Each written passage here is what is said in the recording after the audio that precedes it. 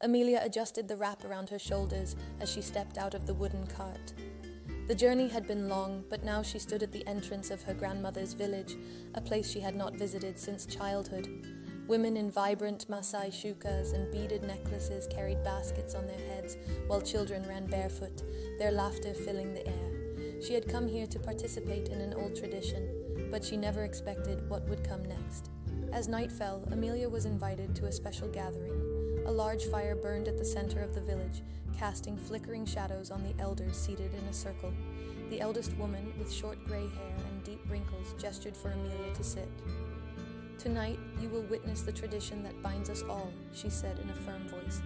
But why did some villagers whisper nervously in the background? A young man stepped forward carrying an old wooden box. Inside, Amelia saw a beautifully crafted anklet made of polished ivory beads and red stones. "Every girl who wears this must complete the sacred tradition," the young man said solemnly. Amelia reached for the anklet, but as soon as she touched it, a few villagers gasped. She glanced up. Why did they look so fearful? Later that night, as Amelia prepared to sleep in her grandmother's hut, a young girl slipped inside. Her large, worried eyes darted toward the door before she whispered, "You must leave before sunrise. Not everyone who wears the anklet returns the same." Amelia's heart pounded. What did that mean? At dawn, Amelia stood at the ceremonial grounds with the other women. Drummers played rhythmic beats as elders chanted. One by one, each girl stepped forward to receive a blessing. When Amelia's turn came, the chief elder studied her closely. "You have the spirit of the strong," he said before tying the anklet around her ankle. The moment it clicked shut, a hush fell over the crowd. Something felt different. Suddenly, Amelia was led to a narrow path winding through the dense bush. The elder pointed ahead. "Walk this path alone. If you return before sunset, you have failed." The villagers watched her with unreadable expressions. What was waiting for her beyond the trees? As Amelia walked deeper into the forest, she noticed symbols carved into the trees, symbols that matched those on her anklet. A rustling noise made her freeze. Turning her head, she saw a pair of glowing eyes watching her from the bushes. She wasn't alone. Amelia took a cautious step forward, and a figure emerged, a frail old woman wrapped in tattered cloth. "You are the first to see me," she murmured. "Do you know why?" Amelia shook her head, feeling her heart beat in her ears. The woman pointed to the anklet.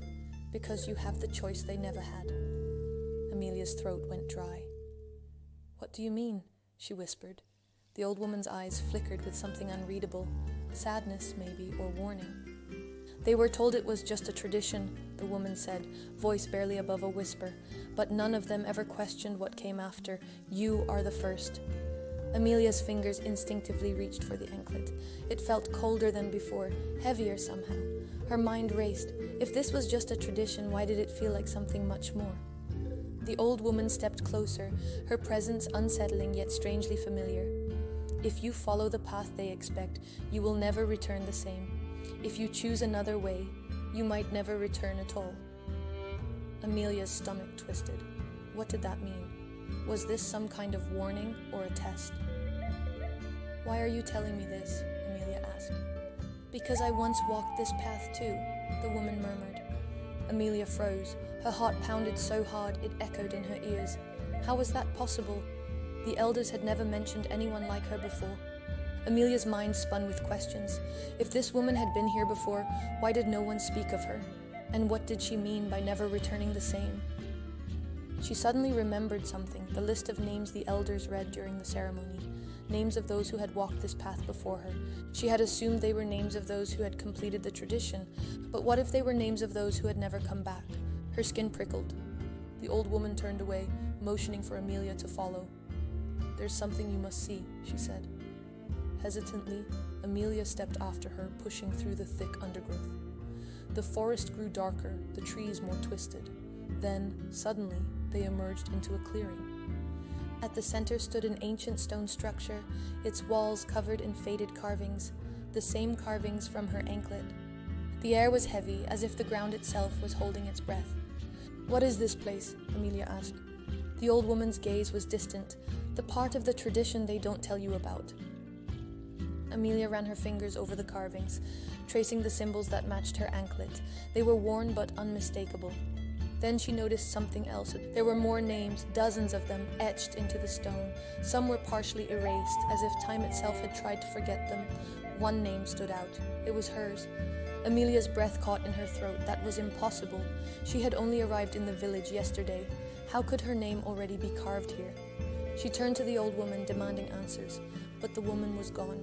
Amelia's heart pounded as she spun in a circle. Where did she go? She whispered, scanning the darkened forest. The old woman had vanished without a trace. No footsteps, no rustling leaves, nothing.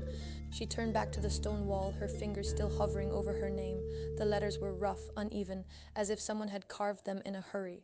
Suddenly the wind howled through the trees, sending a shiver down her spine. She stepped back, her mind racing. Had this really happened before?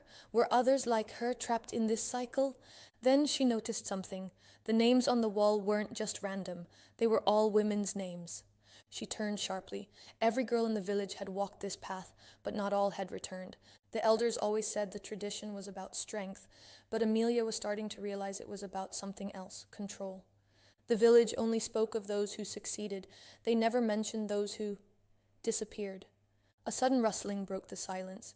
Amelia's body tensed. She wasn't alone. A deep voice echoed through the trees. You shouldn't be here. She turned to see a figure emerging from the shadows. It was one of the village elders. His face was stern, his eyes sharp. How do you know my name is on this wall? Amelia asked, forcing her voice to stay steady. The elder's gaze flickered with something, regret, fear. Because we have been waiting for you, he said. Amelia's stomach tightened. For what? To see if you will obey, he said, or if you will disappear like the others. Amelia took a slow step back. She suddenly understood why no one questioned the tradition. It wasn't just about proving strength, it was about silence, and she refused to be silent. I won't disappear, she said, her voice steady. I will return, and I will tell everyone the truth. The elder's expression darkened. No one will believe you. Amelia clenched her fists. Maybe they wouldn't. Maybe she would be cast out, ignored, labeled a liar. But she would rather live with the truth than die with a secret. She turned and ran. Amelia's story teaches us that traditions should be questioned, not blindly followed. Strength does not come from silence. It comes from the courage to challenge what is wrong. Some traditions exist to guide. Others exist to control. The difference is in those who dare to ask, why? As Amelia ran toward the village, she knew one thing for certain. She would not be the last to walk this path, but she would be the first to return and tell the truth. Hope you like this story. Subscribe if you find the story interesting.